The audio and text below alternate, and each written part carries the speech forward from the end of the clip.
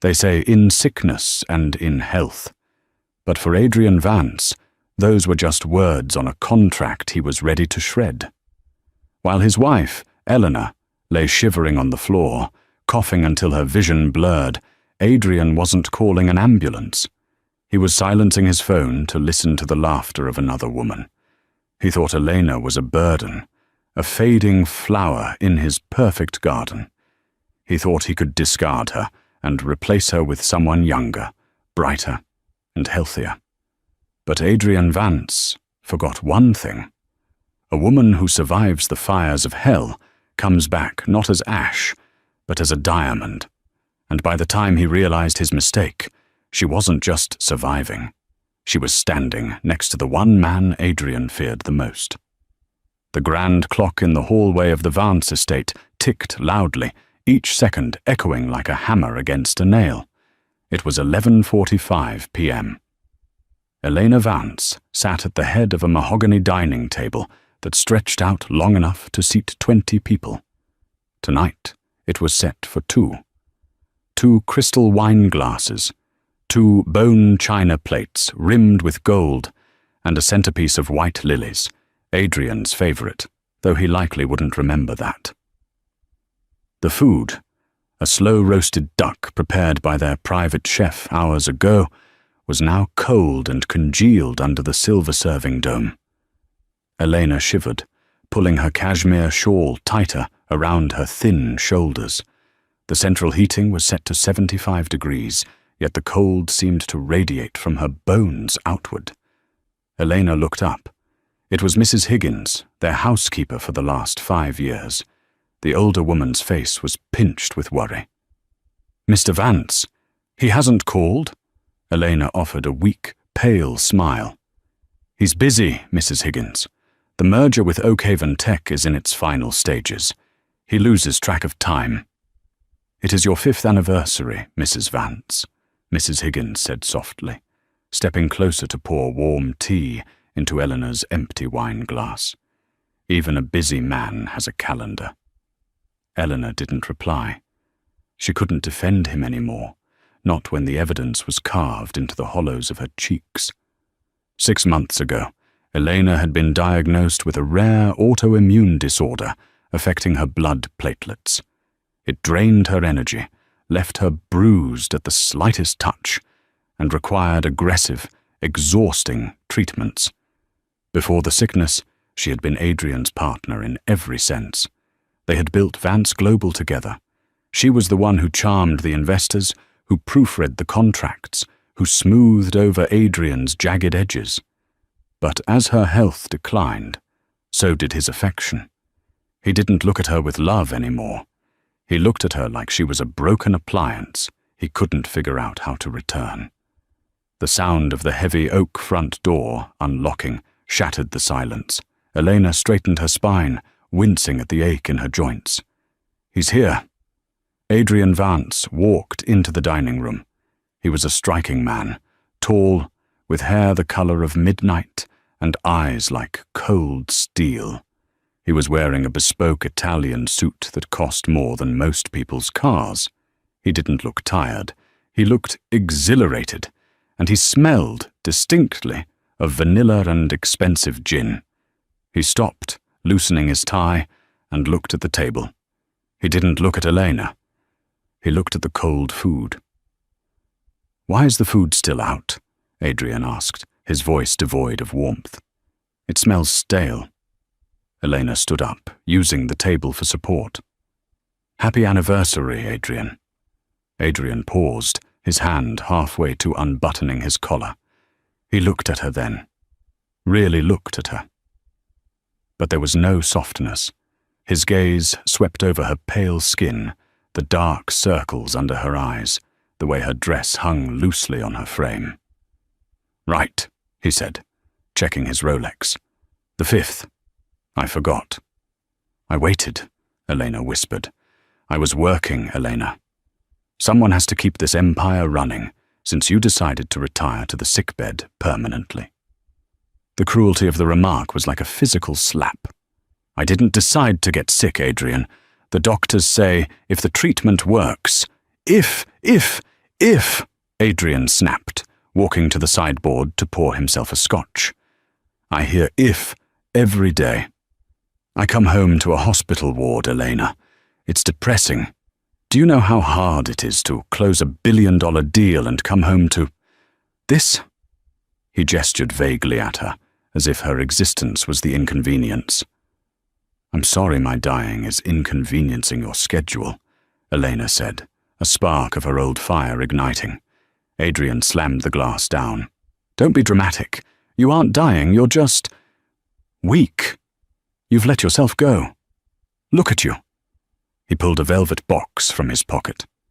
For a second, Elena's heart skipped. He had remembered. He had bought a gift. He tossed it onto the table.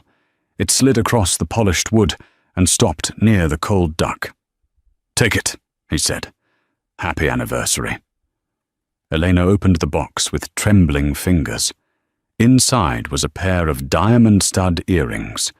They were beautiful, objectively. But Elena didn't have pierced ears. She never had. Adrian knew this, or at least the Adrian of 5 years ago knew this.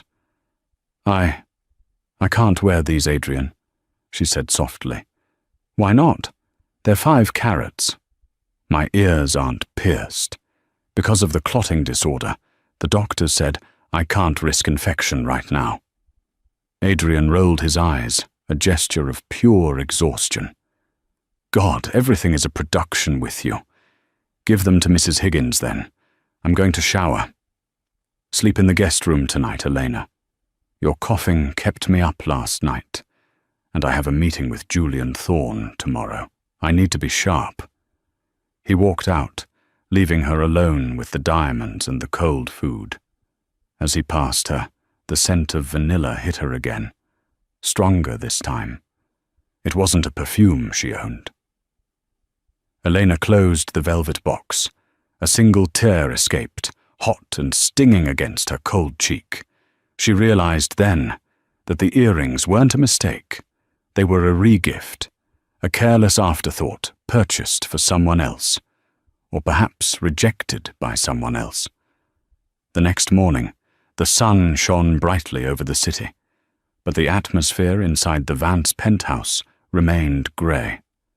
Adrian had left before Elena woke up. She sat in the kitchen, staring at her schedule of medications. A blue pill for the pain, a white one for the inflammation, a monthly injection due today at the clinic. She picked up her phone. She needed a ride to the clinic. Usually the driver took her, but Adrian had texted earlier. Took the driver. Take an Uber. Elena sighed and opened her banking app to transfer some funds for the ride and the copay. Her breath hitched. The screen flashed red. Access denied. She tried again. Account frozen. Panic, cold and sharp, spiked in her chest. She dialed Adrian. It went straight to voicemail. She dialed his assistant, Jessica. Vance Global, Jessica speaking. Jessica, it's Elena. My card isn't working. I need to get to the clinic. There was an awkward pause on the line. Oh, Mrs. Vance. Mr. Vance gave instructions this morning to restructure the personal accounts. He said spending was getting out of hand and he needed to approve all transactions personally. He cut me off, Elena asked, her voice trembling. Jessica, I need my medication. It costs $4,000 a dose. I can't authorize that, Ma'am. Mr. Vance is in a lunch meeting at Le Jardin. Maybe you can go there and ask him. Le Jardin, the most exclusive French restaurant in the city. It was across town. Elena felt a wave of dizziness. She checked her purse. She had $40 in cash, enough for a cab to the restaurant, but not enough to get back. Thank you, Jessica, she whispered, and hung up. She dressed in the most professional outfit she could manage, a cream suit that used to fit perfectly, but now required a belt to stay up. She applied blush to hide the pallor of her skin. She wouldn't go to him as a beggar. She would go as his wife. The cab ride was nauseating. When Eleanor arrived at Le Jardin, the maître d', a man named Henri, who had known the Vances for years, looked at her with pity. "Mrs. Vance," Henri said, blocking her path slightly. Perhaps this isn't a good time." "I need to speak to my husband, Henri. It's a medical emergency. He is dining in a private booth." Elena pushed past him. Her desperation gave her a momentary burst of adrenaline. She walked through the plush, carpeted dining room, scanning the booths. She found him in the corner, near the patio windows. Adrian was laughing. His head was thrown back, his smile wide and genuine, a smile Eleanor hadn't seen in 2 years. Sitting across from him was a woman. She was everything Eleanor currently was not. Chloe Sinclair. Eleanor knew her. Chloe was the new VP of marketing at Vance Global. 26 years old, glowing skin, vibrant red lipstick, and a laugh that sounded like wind chimes. She was wearing a sleeveless dress that showed off her tanned, healthy arms. And on her ears, Elena froze. The diamond studs, the ones Adrian had tossed on the table last night. Chloe was wearing them. Adrian reached across the table and took Chloe's hand. "You're the only one who understands the vision, Chloe. Elena, she's stuck in the past. She's dead weight." "Don't say that, Adrian," Chloe purred, though her eyes danced with triumph. "She's sick. It's sad. It's not just sickness. She's given up. I need someone who can run at my pace. Someone like you." Elena felt the world tilt. The sounds of the restaurant, clinking silverware, low chatter, blurred into a high-pitched ring in her ears. She gripped the back of a nearby chair to steady herself. "Adrian," she said. Her voice was barely a whisper, but in the sudden silence of the booth, it sounded like a scream. Adrian's head snapped up. His face went from joy to shock, and then instantly to cold fury. He snatched his hand away from Chloe's, but the damage was done. "What are you doing here?" he hissed, standing up. "I told you I was in a meeting." "Is this the meeting?" Elena gestured to Chloe, then pointed a shaking finger at the earrings. "With my anniversary gift?" Chloe touched her earlobe, feigning innocence. "Oh, these?" Adrian said they were just a thank you for the quarterly report. "Go home, Elena," Adrian growled, stepping out of the booth to block her from the other diner's view. "You're making a scene. You look like a ghost." "You froze my accounts, Adrian. I can't get my treatment. We'll discuss finances at home, not here." "I need the medicine now. I missed my appointment," Elena cried out. Adrian grabbed her arm. His grip was too tight. "I said go home. Stop acting like a charity case. I'll transfer the money tonight. Now get out before you embarrass me further." He shoved her. It wasn't a violent throw, but in her weakened state, it was enough. Elena stumbled back. Her heel caught on the carpet. She fell. It wasn't a graceful fall. She hit the floor hard, her hip slamming against the wood. A gasp went through the restaurant. "Oh my God," Chloe said, not moving to help. "She really is unstable." Elena looked up from the floor. She waited for Adrian to offer a hand. She waited for the husband who had vowed to protect her to help her up. Adrian stood over her, adjusting his cufflinks. He looked down with pure disgust. "Get up, Elena," he whispered harshly. "You are pathetic." Elena didn't remember leaving the restaurant. She remembered Henri, the maître d', helping her up with tears in his eyes. She remembered walking out the front door into the sudden downpour of rain. She had no money for a cab back. The $40 had been spent getting here. She walked. The rain soaked through her cream suit instantly, plastering the expensive fabric to her shivering skin. She walked aimlessly. the image of Chloe wearing those diamonds burning in her mind. Dead weight. That's what he called her. Her body began to shut down. The stress, combined with the mist injection, was triggering a crisis. Her joints locked up. Her vision began to tunnel.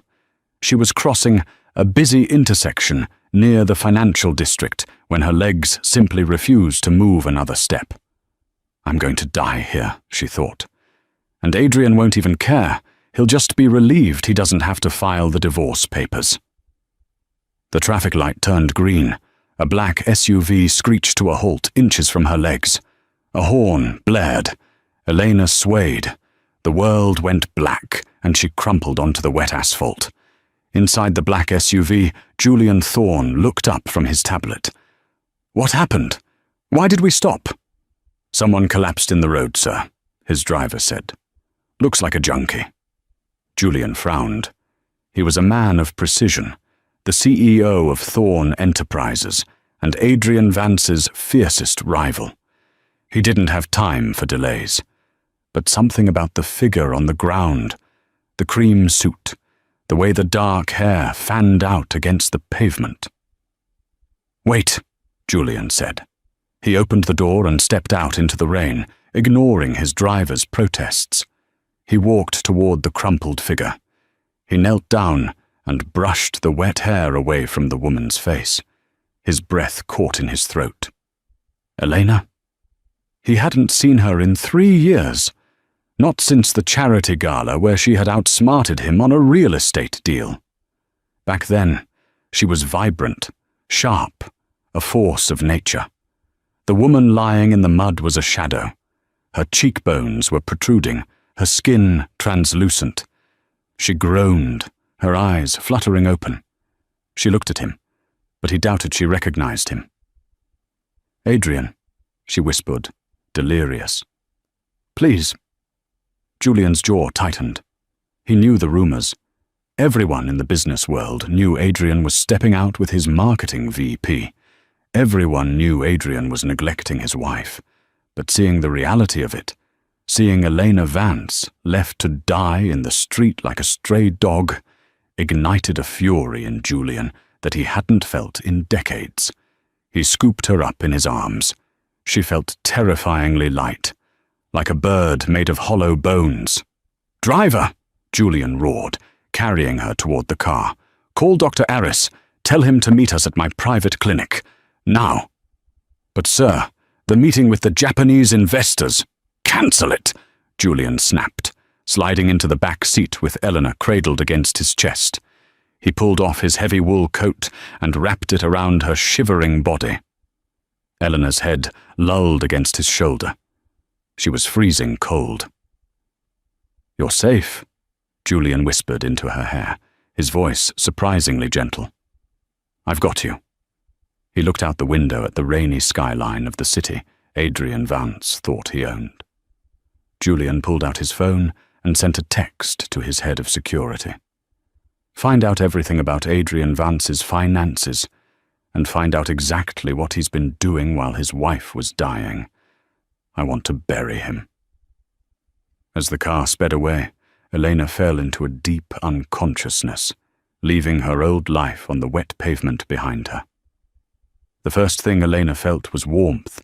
It wasn't the stifling, dry heat of the Vance estate's central heating, but a gentle, enveloping warmth, like sunlight trapped in a blanket. She blinked her eyes open. The ceiling above her was high and painted with a soft fresco of clouds, nothing like the stark white minimalism Adrian preferred. The steady, rhythmic beep, beep, beep of a heart monitor told her she wasn't in heaven, but she wasn't in a standard hospital room either. She's awake. A deep voice rumbled from the corner of the room. Elena turned her head. Sitting in a leather armchair, reading a file with reading glasses perched on his nose, was Julian Thorne. Panic spiked in her chest. She tried to sit up, but a gentle hand pushed her back down. A doctor she didn't recognize was standing by the bed. Easy, Mrs. Vance, the doctor said. I'm Dr. Aris. You've been unconscious for 3 days. Your platelet count was critically low. You were in septic shock. 3 days? Elena looked at Julian. Why am I here? Julian closed the file and took off his glasses. He looked tired, his shirt sleeves rolled up, revealing forearms that looked like they actually did manual labor, unlike Adrian's manicured limbs. Because the hospital had a mandatory reporting policy for neglect, Julian said calmly, though his eyes were flinty. And I didn't think you wanted the police knocking on Adrian's door just yet. So, I brought you to my private wing. Adrian. Elena's voice cracked. Does he know? Julian stood up and walked to the bedside. He hesitated, then pulled out his phone. I debated showing you this. Dr. Harris said it might cause stress. But I think you deserve the truth more than you deserve protection. He handed her the phone. It was a screenshot of Chloe Sinclair's Instagram story from yesterday. It showed Adrian and Chloe on a yacht, holding champagne flutes. The caption read, "Celebrating the big merger. Hard work pays off." Power couple. Vance Global. He hasn't called the police, Elena, Julian said softly. He hasn't called the hospitals. As far as I can tell, he told his staff you went to visit your sister in Vermont. I don't have a sister, Elena whispered, the phone shaking in her hand. I know. The realization hit her harder than the car could have. Adrian hadn't just ignored her. He had erased her. To him, her absence wasn't a tragedy. It was a convenience. He probably thought she was sulking in a hotel room somewhere. He didn't care enough to check. The tears didn't come. Instead, a cold, hard stone formed in the pit of her stomach. It was the death of hope, and strangely, it was liberating. Why are you helping me, Julian? She asked, her voice gaining a fraction of strength. You hate Adrian. You've been trying to buy him out for a decade. I do hate him, Julian admitted, a dark smirk playing on his lips. But I have never hated you. In fact, I've admired you. 5 years ago, the Valkyrie deal, the one where Vance Global acquired those shipping lanes in the Pacific? Yes, Elena nodded. I negotiated that. I know. Adrian took the credit, but I read the contract language. It had your syntax. It was brilliant. Adrian is a hammer. You were the scalpel. Seeing a scalpel left to rust in the rain offends me. Julian leaned in, his gaze intense. I didn't save you because you're a damsel in distress, Elena. I saved you because you are the smartest person Adrian Vance ever had, and he was too stupid to keep you alive. Get better. And then, let's make him regret the day he was born. For the next week, the dynamic in the Thorne estate was unlike anything Eleanor had ever known. At home, she was a burden. Here, she was a guest of honor. Julian's staff treated her with reverence. Dr. Aris visited 3 times a day, administering a new experimental treatment for her autoimmune condition. Treatment Adrian had claimed was too expensive and unproven, but which Julian paid for without blinking. But the most shocking thing was Julian himself. He didn't treat her like a porcelain doll. He treated her like a partner. In the evenings, he would bring his laptop to her room. Look at this, he'd say, showing her a spreadsheet of a failing subsidiary. Adrian is trying to offload this to Shell Corp.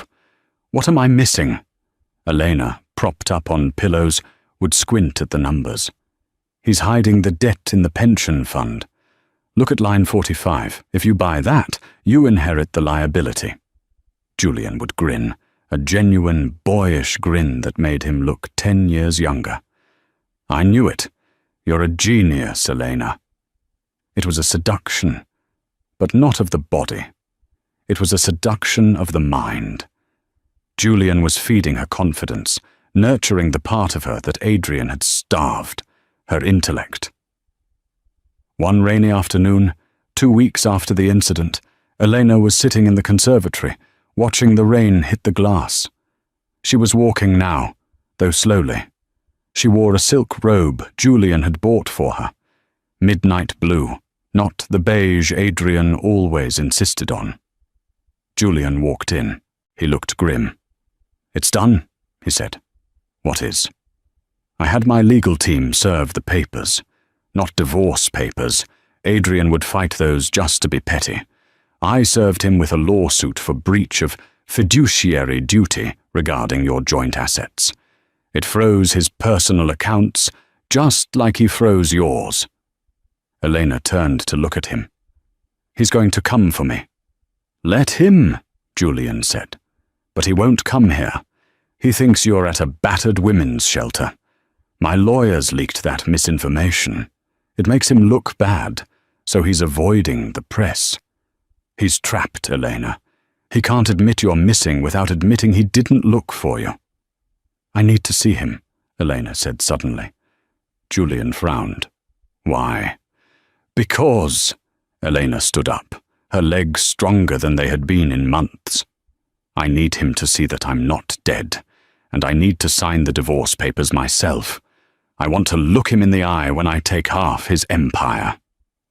Julian studied her for a long moment. Then he nodded. "The annual tech gala is in 3 months, Julian said. "Adrian will be there to announce his merger with Oakhaven. It's the biggest night of his life." 3 months, Elena repeated. She looked at her reflection in the glass door. She was still thin, but the color was returning to her cheeks. The fire was back in her eyes. "That gives me 90 days to become someone he doesn't recognize." 3 months is a long time in the world of business, and an eternity in the world of healing. Elena didn't just recover, she evolved. Under Dr. Aris's care, the new treatments worked miracles. Her platelet count stabilized. Her energy returned. She started yoga, then Pilates, then boxing. She needed to hit something. Julian gave her full access to his resources. She cut her hair. The long, heavy locks Adrian loved were chopped into a sharp, chic bob that framed her jawline. She dyed it a rich, dark chocolate. She threw away the beige and cream wardrobe Adrian preferred and filled her closet with crimson, emerald, and black. But the biggest change happened in the war room of Thorn Enterprises. Elena officially joined Julian as a silent consultant. She pored over Vance Global's public filings. She found the cracks in the foundation. "Adrian is over-leveraged," Elena told Julian one night over dinner. They were eating in the kitchen, a domestic intimacy that had become natural between them. He borrowed against the Asian manufacturing plants to fund the Oakhaven merger. If the Oakhaven deal is delayed by even 48 hours, the loans get called in. He'll be insolvent. Julian swirled his wine. "And how do we delay the deal?" Elena smiled. It was a smile that would have terrified Adrian. "The environmental impact report for Oakhaven. It expires on the 15th. The gala is on the 16th. Adrian fired the compliance officer who tracked those dates because he talked too much. Adrian doesn't know the permit is expiring." "So," Julian leaned back, admiration glowing in his eyes. "We just let it expire." "We let him announce the merger on stage," Elena corrected. "And then, right after the applause dies down, you announce that you've bought the debt from the bank that holds the Asian plants." Julian laughed softly. "You are ruthless, Elena." "I learned from the worst," she replied. As the gala approached, the tension in the city was palpable. Rumors were swirling about Adrian Vance. His perfect relationship with Chloe was showing cracks. Without Elena to manage his life, Adrian looked disheveled in paparazzi photos. Chloe was bored by the boardroom and spent his money faster than he could make it. The night of the gala arrived. It was held at the Metropolitan Opera House. The red carpet was swarming with reporters. Adrian Vance arrived in a limousine. He stepped out, forcing a smile. He looked thinner, his eyes darting around nervously. Chloe hung on his arm, wearing a dress that was too loud and too revealing for a corporate event. She was checking her reflection in her phone, ignoring the press questions. "Mr. Vance! Mr. Vance! Where is your wife?" a reporter shouted. "Elena is still recovering in the countryside," Adrian lied smoothly, though sweat beaded on his forehead. "She sends her love." Inside the ballroom, the elite of the business world gathered. Adrian worked the room, but he was sweating. He needed this merger to close tonight. Suddenly, the room went quiet. The heavy double doors at the top of the grand staircase swung open. Julian Thorne stepped in. He looked impeccable in a tuxedo, radiating power and calm. But no one was looking at Julian. They were looking at the woman on his arm. She wore a gown of liquid gold that clung to every curve of her healthy, strong body. Her back was bare, her skin glowing. Her dark hair was sharp, her lips painted a deep blood red. She wore no jewelry except for a pair of vintage emerald earrings that matched her eyes. She didn't look like a victim. She looked like a queen. Adrian froze mid-sentence. He dropped his champagne glass. It shattered on the marble floor, but he didn't hear it. "Who is that?" Chloe asked, squinting. "Is that a model?" Adrian felt the blood drain from his face. "No," he whispered, his voice trembling with a mixture of horror and sudden, agonizing desire. "That's my wife." Elena and Julian began to descend the stairs. Every eye was on them. Elena locked eyes with Adrian across the room. She didn't flinch. She didn't look away. She smiled. It wasn't a warm smile.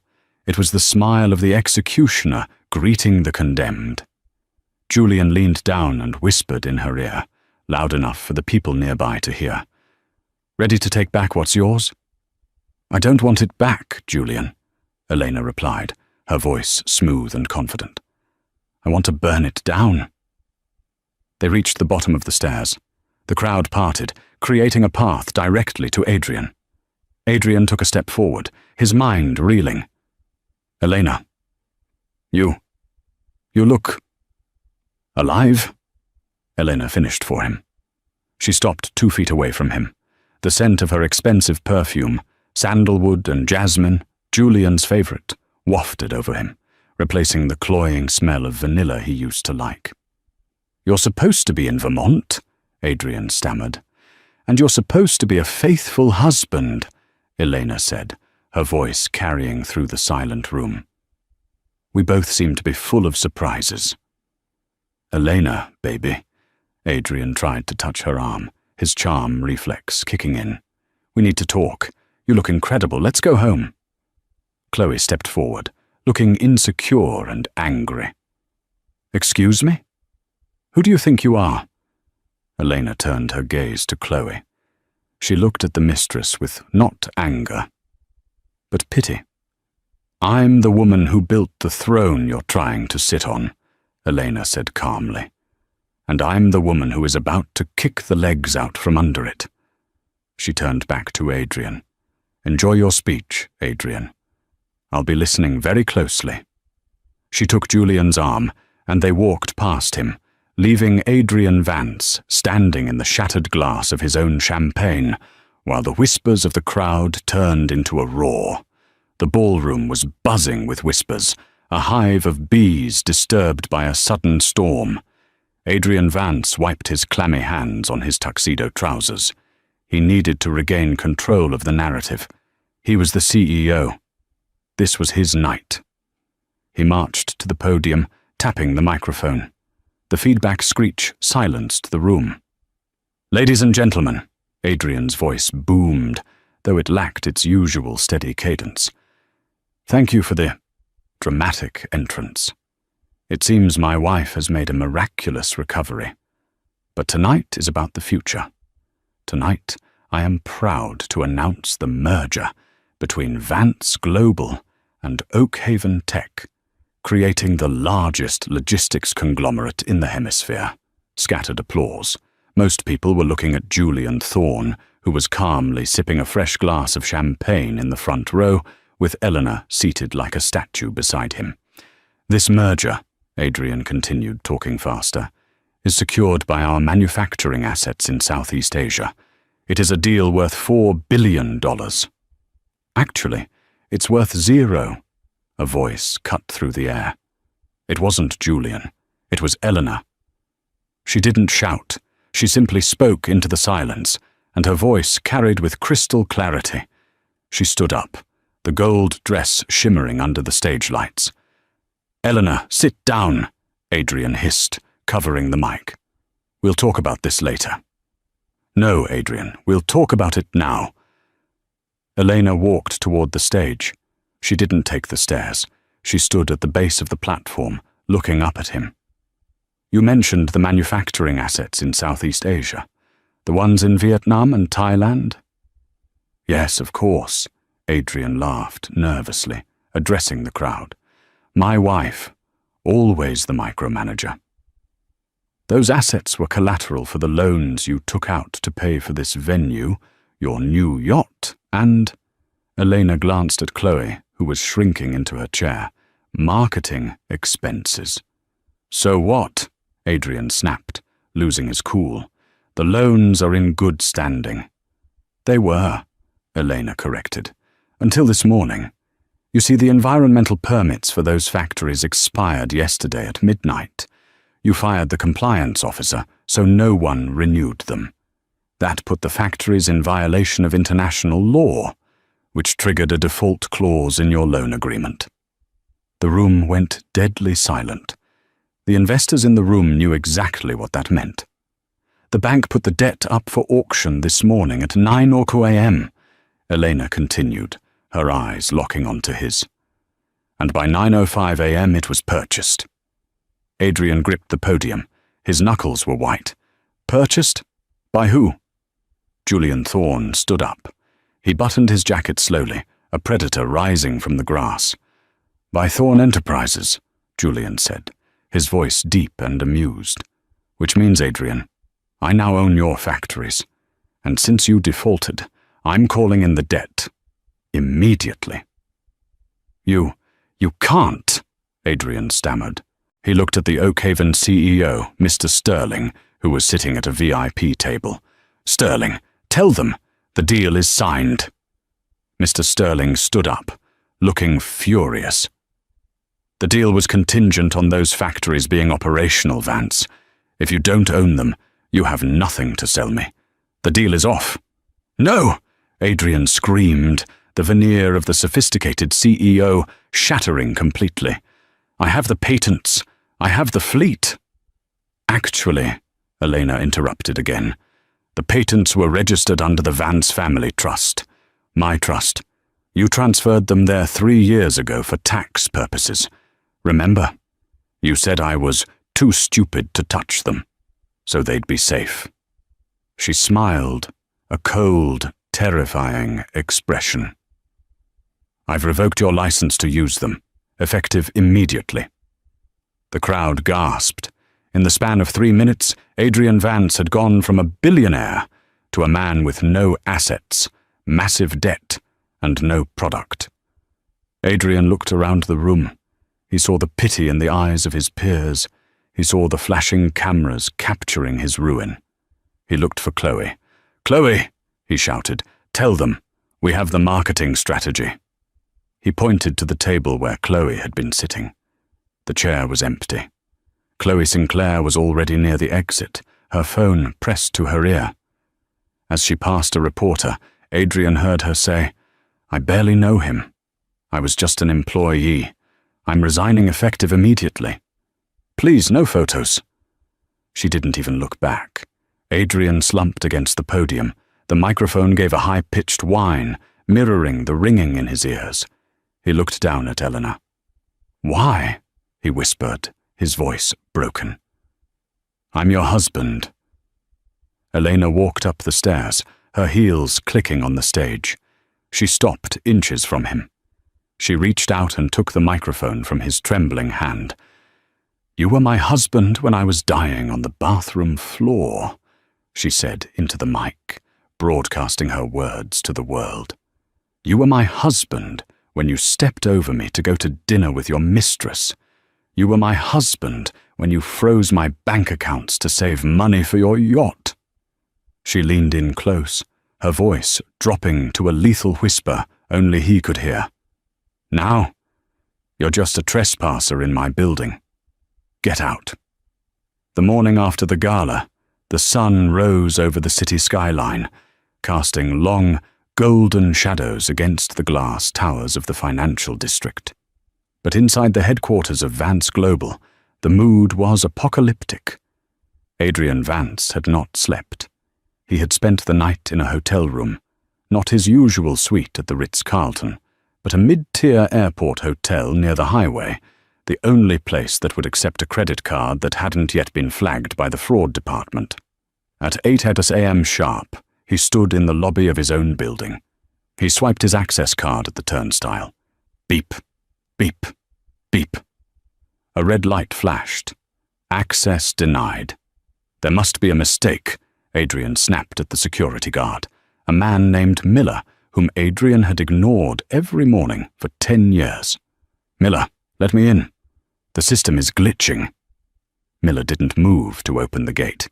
He looked down at a clipboard, his expression unreadable. "No mistake, Mr. Vance. I have a directive from the board of directors. You've been suspended pending an internal audit. You are not permitted on the premises." "Suspended?" Adrian's voice rose an octave, cracking. "I am the CEO. I built this building. You can't keep me out." "Actually, they can." Adrian spun around. Standing behind him were two men in dark suits, holding briefcases, flanked by a uniformed police officer. He recognized one of them, Marcus Thorne, the lead counsel for Julian Thorne's acquisition team. "Mr. Vance," Marcus said, his voice smooth and professional, the kind of voice that delivered ruin with a smile. "As of 9 a.m. this morning, Thorne Enterprises has executed the lien on the Vance Global subsidiaries. Since those subsidiaries hold the lease on this headquarters, we are technically your landlords now. And you are trespassing." "This is illegal," Adrian hissed, sweat beading on his forehead, despite the air conditioning. "I'll sue you. I'll sue Julian. I'll burn this place to the ground." "You're welcome to try," Marcus replied, handing him a thick envelope. "But I suggest you save your legal fees for your defense. The Securities and Exchange Commission has opened an investigation into your transfer of patents to the family trust. Tax fraud is a serious allegation, Adrian." The police officer stepped forward. "Sir, I'm going to have to ask you to leave the property, or I will be forced to escort you out in handcuffs." Adrian looked around the lobby. Employees were streaming in, people he had hired, people he had screamed at, people he had underpaid. They stopped to watch. Some pulled out their phones to record. There was no pity in their eyes, only a morbid curiosity. Humiliated, Adrian snatched the envelope and stormed out the revolving doors. As he hit the sidewalk, a paparazzi flash blinded him. They were waiting. The headline on the newsstand kiosk screamed in bold black letters, "Vance vanquished, the billion-dollar bluff." The collapse was not a slow slide. It was a freefall. By noon, the bank had foreclosed on the penthouse. The mortgage payments had been tied to the company's stock performance, a risky clause Adrian had signed in arrogance, believing the stock would only ever go up.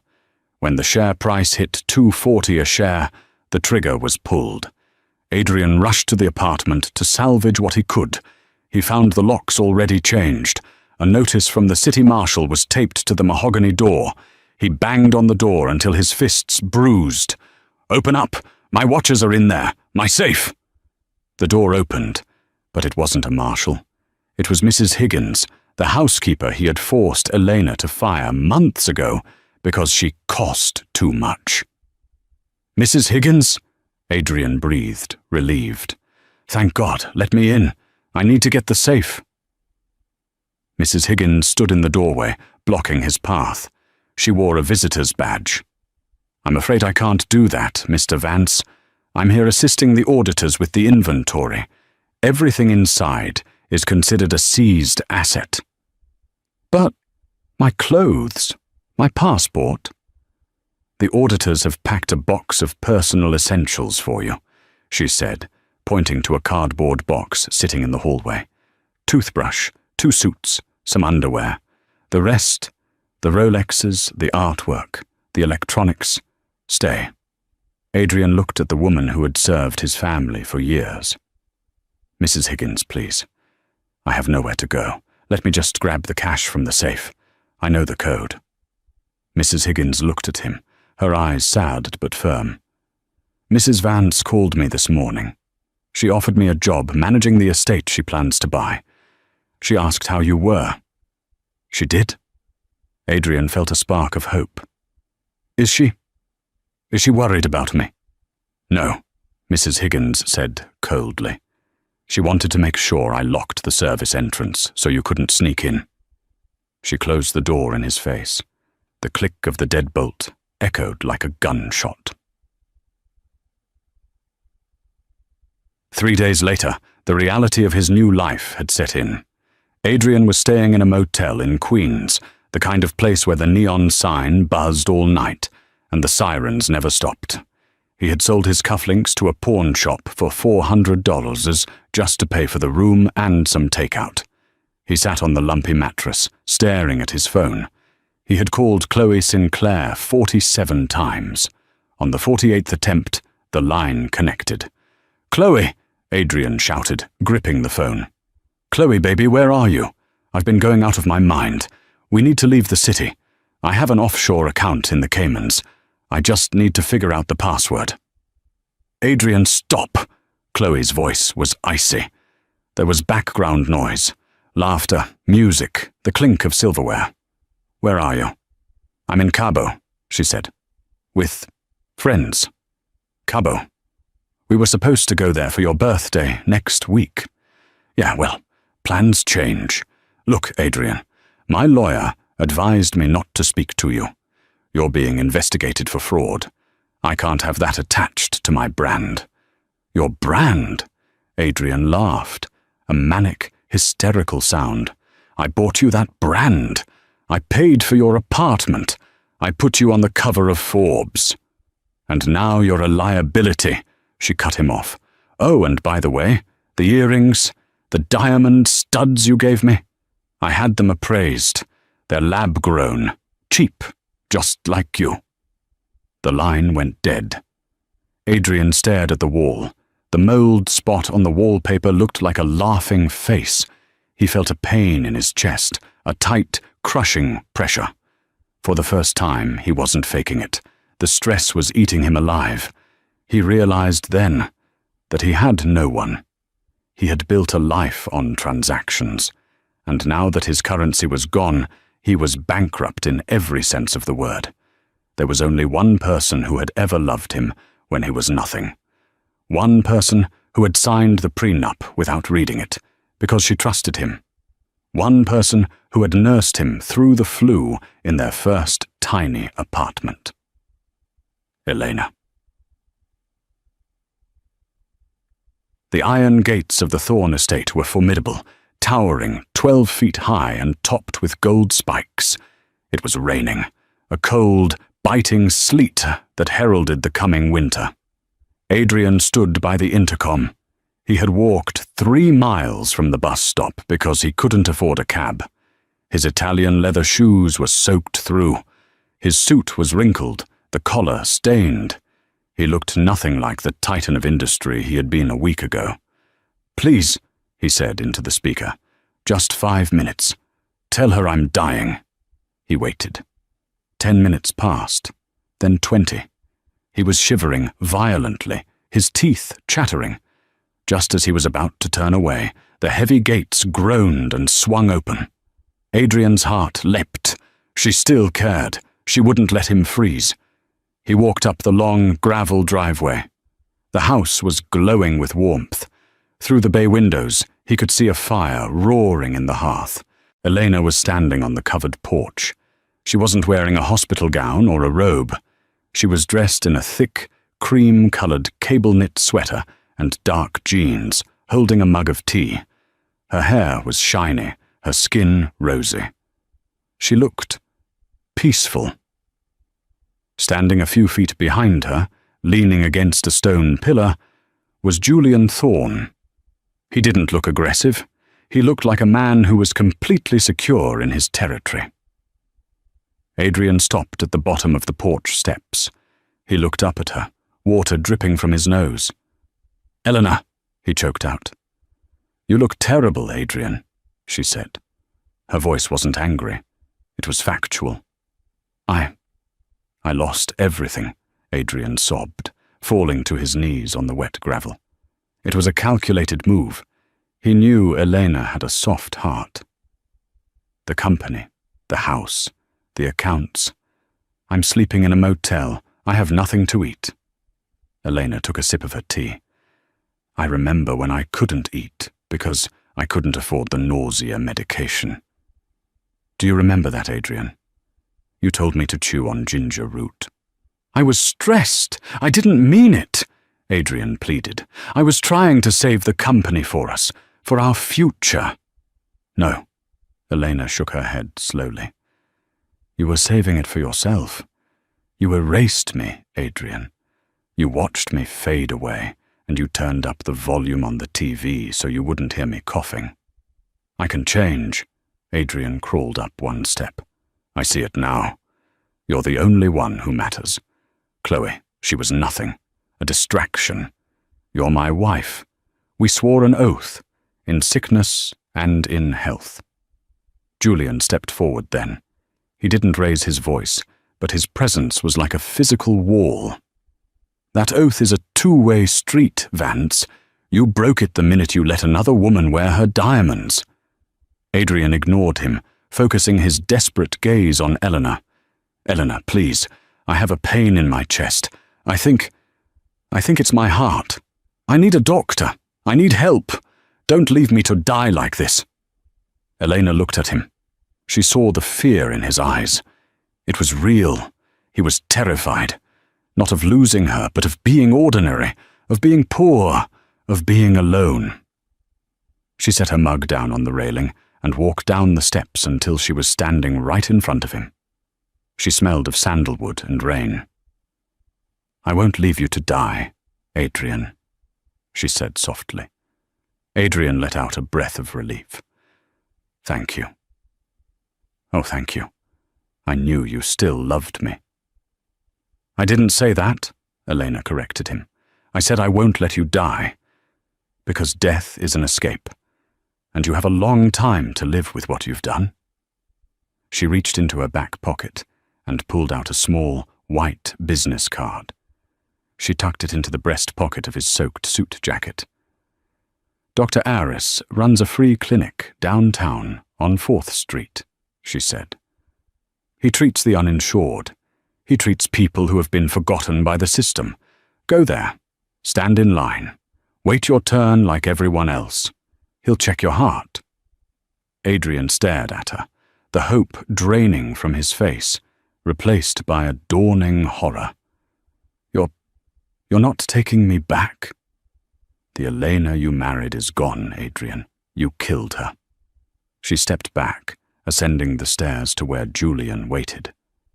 Julian wrapped an arm around her waist, pulling her into his warmth. "Go now," Elena said, her voice final. "Before I call the police for trespassing. And Adrian?" He looked up, broken. "Try the ginger root. It really does help with the nausea." She turned around and walked back into the house.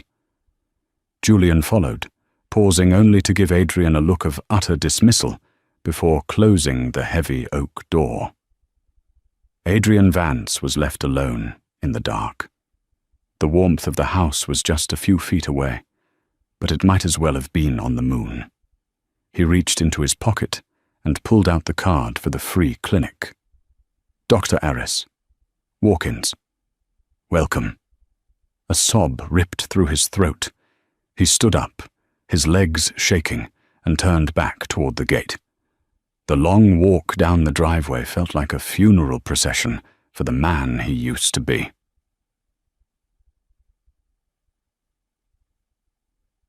Inside the house, the silence was comfortable. Elena sat on the sofa, tucking her legs under her. Julian sat beside her, adding a log to the fire. "Are you okay?" he asked quietly. Elena watched the flames dance. She thought about the man in the rain. She felt a phantom ache in her chest, the ghost of the love she had carried for so long. But as she took a deep breath, her lungs filled with air, clear, pain-free air. "I felt sorry for him," she admitted. Julian tensed slightly. "But," she continued, turning to look at Julian, her eyes bright, "I felt more sorry for the woman I used to be. I spent 5 years trying to be enough for a man who was empty inside. I'm not doing that anymore." Julian smiled, reaching out to take her hand. His thumb brushed over her knuckles. "So, what now, Mrs. Vance? Or, should I say, Ms. Ross?" "Elena," she smiled. "Just Elena. And as for what's next?" She picked up a file from the coffee table.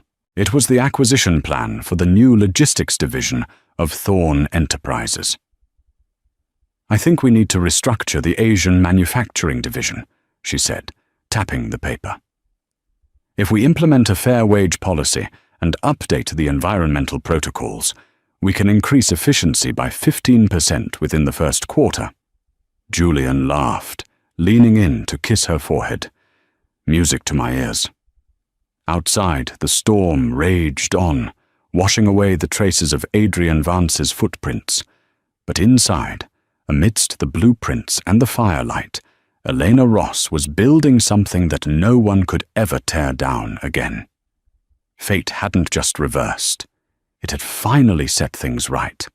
And that is the story of how Elena Vance turned her pain into power. She taught Adrian the hardest lesson of all. Never mistreat the person who holds up your world, because when they leave, the sky falls on you. It's a brutal reminder that karma might be delayed, but it never misses an address. Adrian thought Elena was weak because she was kind, but he learned that the most dangerous creature on earth is a woman who has nothing left to lose. What about you? Have you ever stayed with someone who didn't appreciate you, hoping they would change? Or have you ever had a revenge glow-up, like Elena? Let me know your story in the comments below. I read every single one. If you enjoyed this story of justice and romance, please smash that like button. It really helps the channel grow. And don't forget to subscribe and hit the notification bell so you never miss a new story. I post new dramas every week. Thanks for listening. And remember, know your worth, or someone else will set it for you. See you in the next video.